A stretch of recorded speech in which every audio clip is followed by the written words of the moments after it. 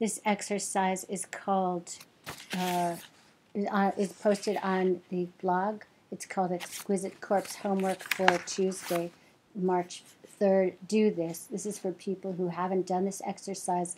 I'm making a video to make sure you know how to do it. The materials are downloadable from that website. One of them is the exercise directions linked here, and also you can get the materials that you need for this. I'm making the video in case it's hard for you to follow the instructions.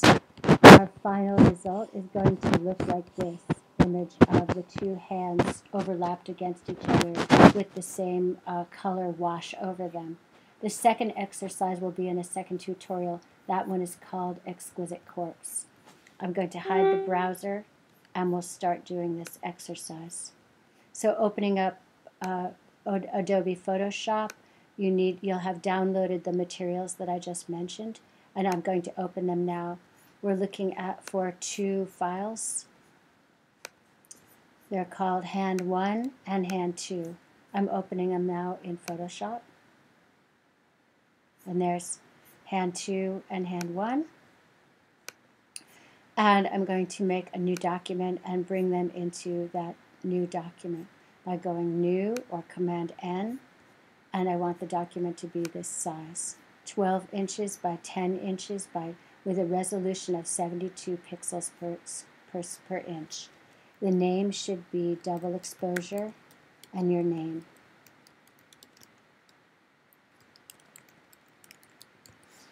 And I'll say OK. And the last thing I didn't point out is background contents. Keep that at transparent. Now we have our new document. To begin this project, I'd like you to select Hand 1 and by selecting it from the tabs here. I have Hand 1 open and I'm going to select the arrow key, but I'm going to use a shortcut, Command A. Command A means select all.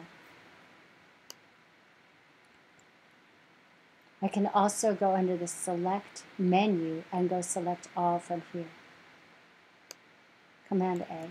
And you see the marching ants around that image. I've selected it all now. Command C, copy. I'll go to the new document called Double Exposure, and I'm going to paste. Command V. Here it is. It's quite big. It's much bigger than that document. That's because it has a higher resolution. It has a higher pixel value. I'm going to make it shorter. There's a couple of, not shorter, but smaller. And there's a couple of different ways to do it. The shortcut to make something smaller and keep its pixel dimensions is to go Command T or transform, and now you can see one of the elastic edges of it. Then go and look for, navigate to the corner of it, and you can do it two ways. You can either hold the Shift key down and drag it in smaller and move it around until you get it smaller. That's one way.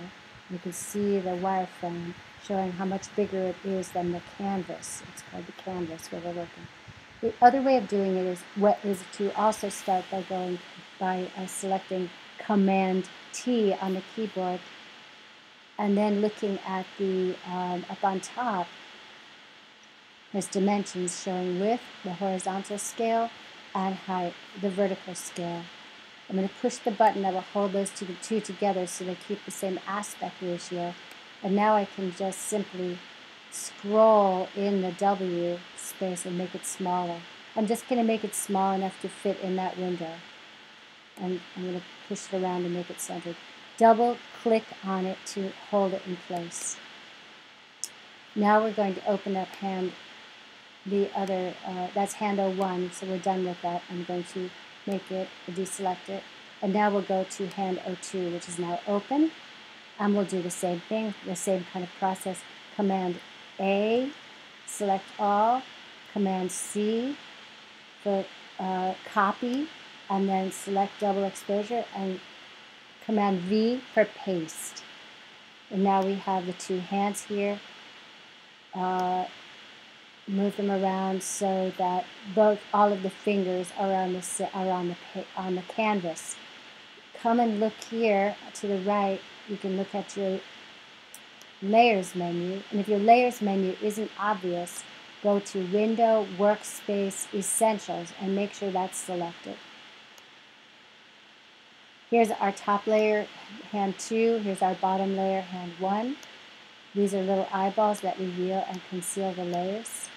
I'm going to we'll make one change in layer 2 as an exercise to see how we can move images around and transform them. I'm going to go image rotation, and I just want to go ahead and play with some of these options here to see how you can move an image around from inside the menus, from inside the image rotation menu. And in this instance, we're going to go flip canvas vertical, and that way we're making the hand be on the bottom. So now one hand is on top, one thumb I mean, and one thumb is on the top. One thumb is on the bottom, one thumb is on the top. All right, now we still can't see through to the bottom layer, and that's the next important step of this exercise. Here in the layers menu, I like to point out underneath in the top of the layers menu, there's a few options that you can select. And I want to draw your attention to here where it says normal. This is where you can adjust the blending mode for a layer. With the top layer selected, I'd like you to click on where it says normal and scroll down to multiply and select that. And now you can see there's both hands are exposed. We've actually set the pixels on layer 2 so that you can see through them in order to expose layer 1. And now is a good time if you want to make any more adjustments with your fingers, with those two hands. Okay, the next thing we're going to do in this exercise is to crop these two layers together. We're going to actually make it into a rectangular, vertically rectangular image. Go to the menu tool, the tool menu, and 1, 2, 3, 4, fifth item down is the cropping tool. The shortcut is C. Sorry, my computer's very loud. And then using that cropping tool, you could do it two ways. You could go and start cropping on the surface as I showed in class, or you can go up to the context-specific menu on the top and set the aspect ratio for the cropping box. I'd like you to do that this time. Up in the context menus on top where it says ratio, the first open space, select and type in 6. And in the second space, type in 9. And it automatically crops to a 6:9 scale size image. We could stop here, but I'm going to not crop it. Don't crop. And we're going to make one more change by making both of these images a little bigger. So first I went Command T on the layer 2 and pulled it out. Double click to stop it. I'm selecting layer 1, Command T. Again, these little wireframes come up, making it a little bigger. And stopping it. Now we'll go back to cropping.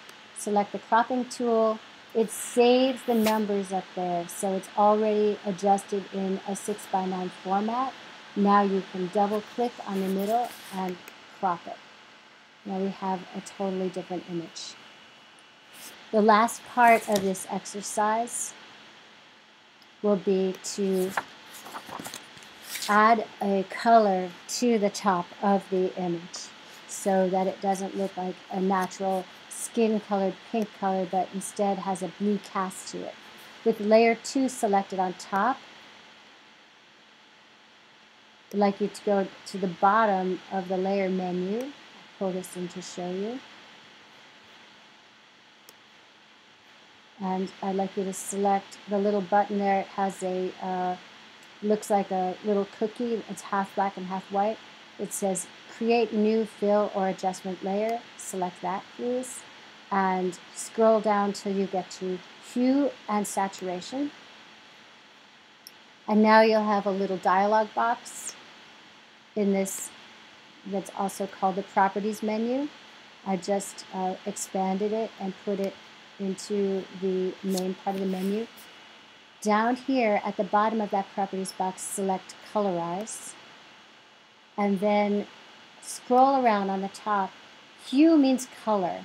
So I'd like you to scroll around the top till you get to some kind of thing in the blue range, or you can pick any range you want, and you can play around with these colorizing, these different tools. One of them is hue, which is color. Saturation is the density of the color, how much actual color there is compared to gray or nothing. And lightness is how much white and how much black there is in an image. So go ahead and fool around with those. When you're done, it will just save the image as it is, and you can go ahead and go File, Save As, Double Exposure, Collage, and I'm saving it to my desktop, and change it to a JPEG, and then put it in your blog. Thank you very much.